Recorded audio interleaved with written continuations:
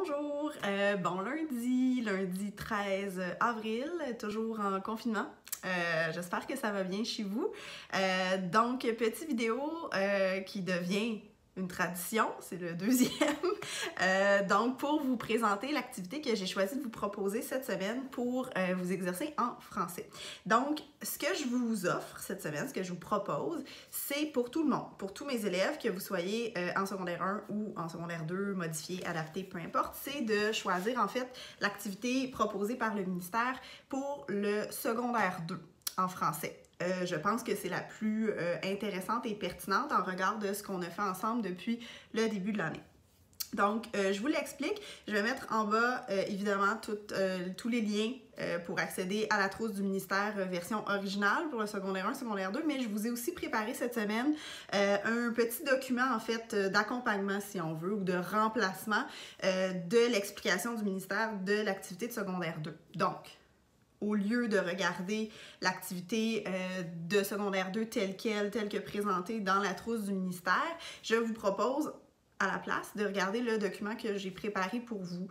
J'ai un peu changé des consignes, j'ai aéré aussi la présentation, puis je vous ai donné de l'espace pour écrire ce que vous avez à écrire en fait. Au lieu que ça soit tout pris dans un pain, j'ai divisé ça, puis j'ai changé la consigne parce que, c'est ça, je trouvais que c'était plus pertinent par rapport à ce qu'on a fait ensemble depuis le début de l'année.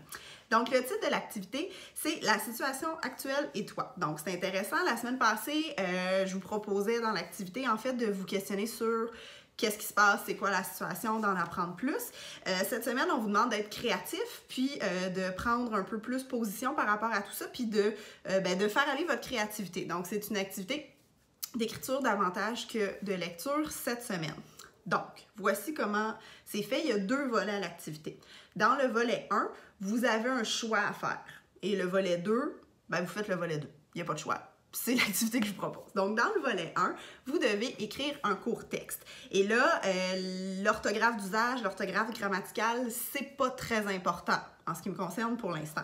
Je pense que ce qui est primordial, c'est de produire quelque chose, d'avoir des phrases qui sont complètes et de travailler vos idées. Je pense que c'est ce qui est pertinent de travailler en ce moment. Ça ne veut pas dire qu'on se fiche de tout ce qu'on sait en grammaire et au niveau des règles de la langue, mais votre principal focus, votre principal centre d'attention ne devrait pas être sur la grammaire puis l'orthographe, mais bien sur la qualité de votre expression, la qualité de vos idées. Donc, je vous disais que vous avez un choix à faire. Choix 1, c'est tout bien décrit là, dans le document qui accompagne cette vidéo. Donc, le choix 1 que vous pouvez faire, c'est de me parler d'un lieu de rêve dans lequel vous seriez pris en confinement. C'est peut-être chez vous. Si oui, tant mieux, vous êtes déjà dans votre lieu de rêve. Peut-être que vous apporteriez quelques petites modifications. Peut-être que vous aimeriez complètement être ailleurs. Tout ça est possible. Le lieu peut être un vrai lieu que vous connaissez ou il peut être un lieu complètement inventé ou quelque chose entre les deux. Vous le savez, on a travaillé beaucoup là-dessus en classe, de prendre des choses qu'on connaît puis de les bonifier via les textes de fiction. Donc, vous pouvez faire ça. Je vous rappelle également que ceux qui ont suivi l'atelier d'écriture avec Simon Boulris au mois de janvier, de faire appel à l'écriture sensorielle, aux descriptions via vos 5 sens. Je vous ai également fait ce petit rappel-là dans le document pour avoir une description riche. Donc, vous devez faire une mini intro. Le ministère il dit de ne pas en faire. Moi, je vous dis d'en faire une. On travaille là-dessus depuis le début de l'année. On se donne la peine d'annoncer un peu de quoi on va parler quand même. C'est un principe de politesse et la moindre des choses. Donc, petite intro pour dire quel lieu vous avez choisi, pourquoi vous avez choisi ce lieu-là. Premier paragraphe, là je regarde sur mon ordinateur le document que j'ai fait pour vous.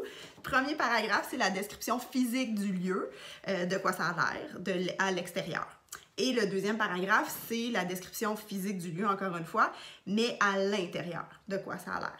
Et je vous rappelle, écriture sensorielle, faites pas juste me dire de quoi ça a l'air visuellement, mais utilisez vos 5 sens pour enrichir votre description. Ça, c'est le premier choix pour l'écriture. Le deuxième choix pour l'écriture, c'est, en fait, vous pourriez choisir une personne avec qui vous passeriez votre confinement. Peut-être, encore une fois, que vous êtes confiné avec cette personne-là. Tant mieux, soyez heureux. Peut-être que ce serait une autre personne ou que vous aimeriez inclure une autre personne dans votre cercle de confinement. Donc, c'est le moment de le faire. Donc, petite introduction pour me dire qui vous avez choisi ça. Et ensuite, premier paragraphe, vous faites la description physique et psychologique. Je vous rappelle que physique, c'est de quoi elle a l'air. Psychologique, comment elle est dans sa tête, comment elle pense, c'est quoi ses qualités, peut-être ses défauts. Et finalement, le deuxième paragraphe, ça va être sur deuxième paragraphe de développement, pardon, parce qu'on a eu un paragraphe d'introduction, donc deuxième paragraphe de développement, c'est pourquoi vous avez choisi cette personne-là. Donc, vous choisissez soit de décrire un lieu, soit de décrire une personne. Un lieu où vous seriez en isolement, une personne avec qui vous seriez en isolement. Vous avez le choix. Faites pas les deux. Ben, si vous êtes super motivé, faites les deux, s'il vous plaît. Moi, je vous propose de faire le choix du sujet qui vous interpelle le plus, qui vous permettra d'exprimer le mieux votre créativité. Je vous ai dit que l'activité était en 2 volets. Le premier volet, c'était l'écriture. Deuxième volet, on vous demande de faire la liste de 10 choses pour briser l'ennui en contexte d'isolement social. Et ça peut être loufoque ou pas. Ça peut être loufoque ou plutôt très réaliste, terre à terre et pragmatique. Au choix. Un peu des deux, un ou l'autre, peu importe. Donc, une liste de 10 choses, vous allez dire, hey, 10 choses, ça en fait beaucoup. Ben oui, hein, vous avez la semaine pour penser à ça. Utilisez vos neurones, soyez fous, allez-y. Si vous faites tout ça, si vous faites votre texte, si vous faites la liste, s'il vous plaît, arrangez-vous pour que je la voie, ça m'intéresse. Je m'ennuie en confinement. Donc, divertissez-moi, envoyez-moi vos travaux. Donc, ça fait le tour, je pense, des consignes que je voulais vous livrer pour cette activité-là. Je pense que ça peut être super pertinent, ça peut faire aller votre créativité, ça peut vous amener un peu ailleurs. Ceux qui étaient dans le live Instagram de jeudi dernier, on parlait de l'écriture comme d'un moyen de s'évader puis de se faire du bien. Donc, je vous invite à expérimenter ça. Si vous avez des questions, si vous voulez me partager vos productions, ça me fait ultra plaisir. Vous pouvez me joindre par courriel, Facebook, Instagram, moyen de votre choix. Et en attendant, j'espère que vous allez toujours bien, que vous prenez soin de vous. Et voilà, portez-vous bien. À bientôt. Bye bye.